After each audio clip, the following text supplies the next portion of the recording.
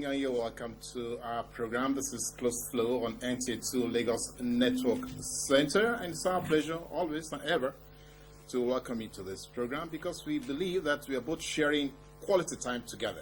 And today it's not going to be any different. Yeah, it's going to be a great weekend.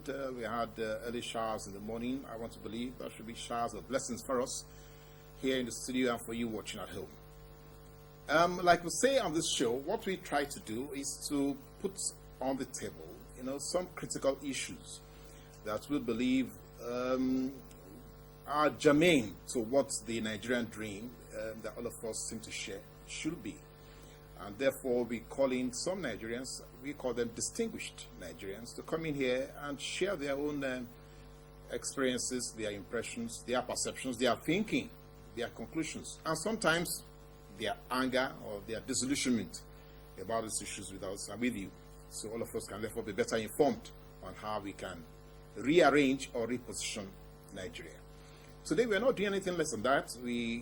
This time we are talking on, we are taking on an issue that is as critical as what the next generation is going to be like, and that it's about youth development, especially the Nigerian girl child. And I'm sure all of us, we have daughters, or mothers, or sisters, and you'll be very interested on this issue.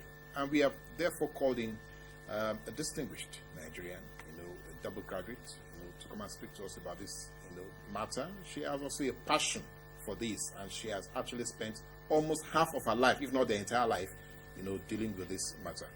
My pleasure, therefore, to welcome Oreoluwa Shomolu to Close Flow. You're welcome to this program. Thank you so much. Thank you. Welcome. Thank you for having me here. All right. Now, Ore is the Executive Director of Women's Technology Empowerment Center, WTEC, WTEC, that's what she calls it. Like I said, at the opening, she's a double graduate of Economics and Design and Management of Information Systems. Many of you will be wondering what that is, but of course, she will share that experience with us. She got her degrees from 2 Ivy League universities in the UK, Essex University and London School of Economics.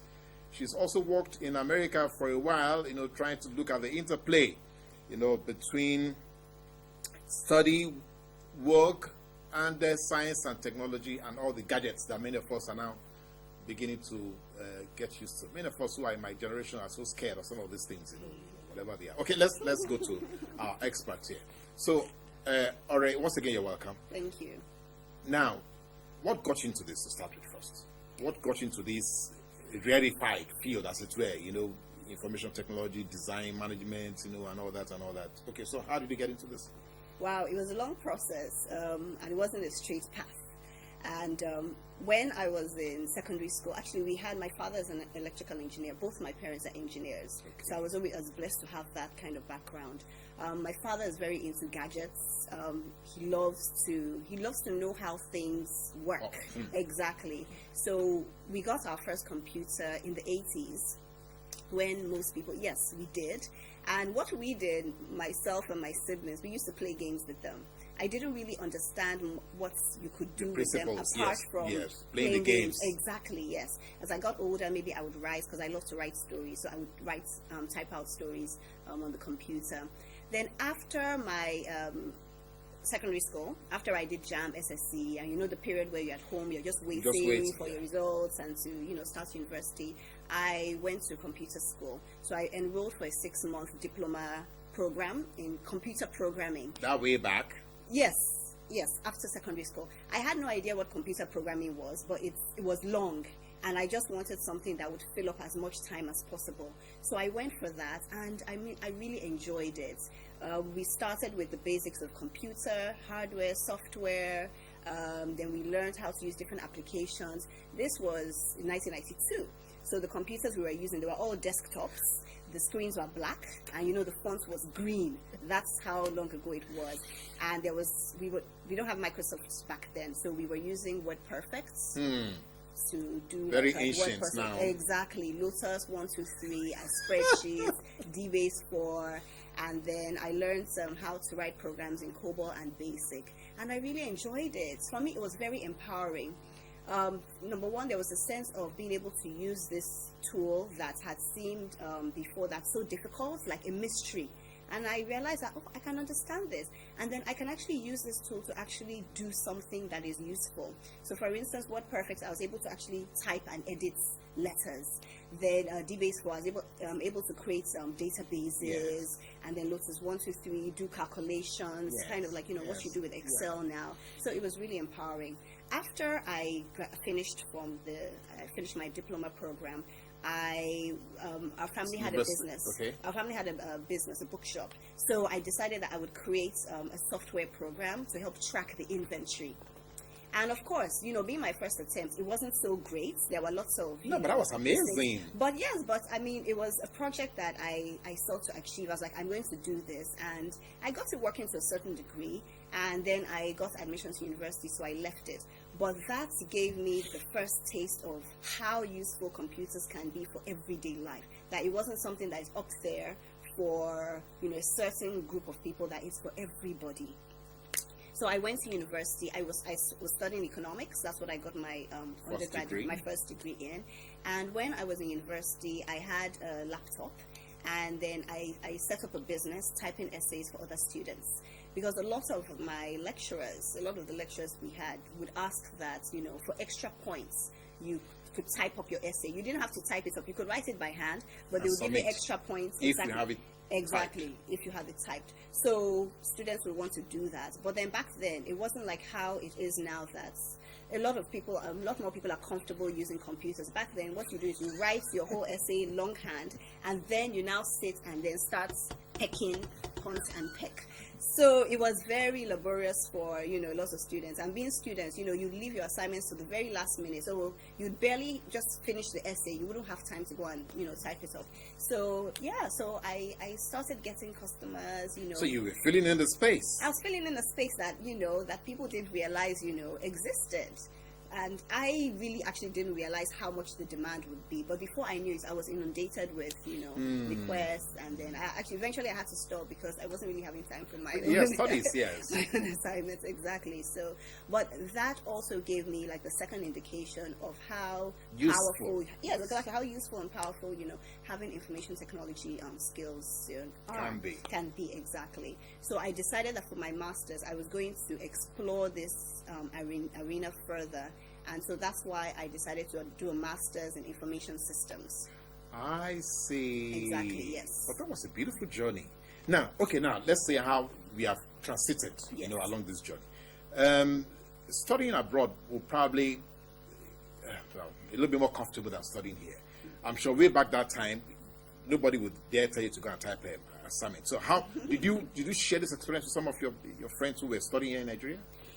I did, and I mean, they thought it was interesting. A lot of them didn't have to type anything, or if they did, they would just, take it to a cyber cafe and just, have them type it. So the kind of the same principles kind of obtained here and there.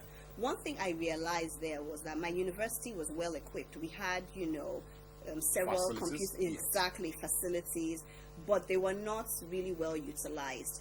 Only if you went to maybe like the engineering departments would you find a lot of the students in the computer lab using.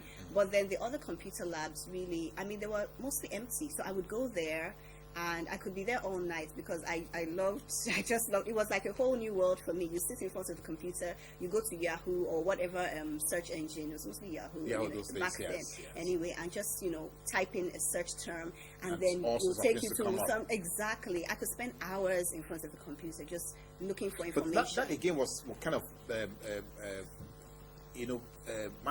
mind-blowing for you. I mean, it opened up your vista, your vision, your thinking and all that, and enhance your ability to therefore deal with issues. Yes. So, do you think that our own students here must have lost some, don't you think so? They must have lost something to not having these facilities, studying in that kind of environment here? Well, I mean, I think that definitely there is a certain experience that you miss out on when you don't have that opportunity to find out about other worlds. And you don't have to travel. People always say that travel is like, a horizon broadening experience. You don't necessarily have to do that nowadays because you have, access to the World Wide Web. Exactly that. So you can find somebody who has never left Lagos, but they know so much about what goes on around the world. So there is a certain experience that you lose if you don't have access to these tools. I think that also in terms of our educational system as well, that was one thing that I realized, especially as I went on to my master's level, where you're expected as a student to think critically. And for me, my training so far had not really prepared me for that. A lot of my educational experience had been in terms of cramming, Let just pass. and then exactly passing. Or, I mean, it's important to understand the principles, but sometimes, I found that maybe some of my teachers were not so, it was basically, this is not what I told you in the class. I want to see what I told you. Where was this in the notes? So if you decide to be a little bit creative and do some extra reading, it was not always appreciated. So I feel that there is also a certain aspect where students are not really encouraged to think out of the box and be creative. So Now, I haven't done so much work abroad. Okay, let's look at your experience in America. okay. That's quite different from the UK. Yes. Yeah, so you did a little bit of, was it pro bono? Did you do it free of charge? Okay, so when I moved to America, I was doing a certificates course for the first year, and then after that I started working. So I worked for a non-profit organization in Massachusetts, and it was a non-profit organization focused solely on education. So education at different levels, formal, informal, primary, high school, middle school, tertiary level. So I always worked within the space of gender and technology. So my very first job there, I was working as a research assistant, and I was working on a research project where we were looking at how men and women use the internet for learning. Amazing. And So what did you discover? yes, we discovered that obviously, we were looking in that particular project, we were looking at a group of teachers, and we found out that the way that they used, we were looking at it through an online course that we had designed for them, and then we would observe their interaction, their communication, and then we would analyze that.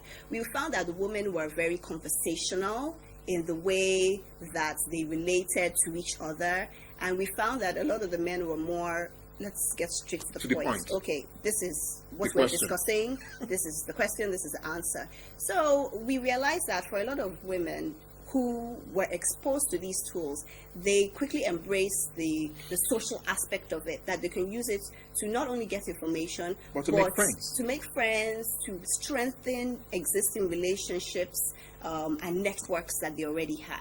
And that's something that eventually we in WTech translated in some of our programs, where we try to highlight the social network building aspects of information technology. Yeah, very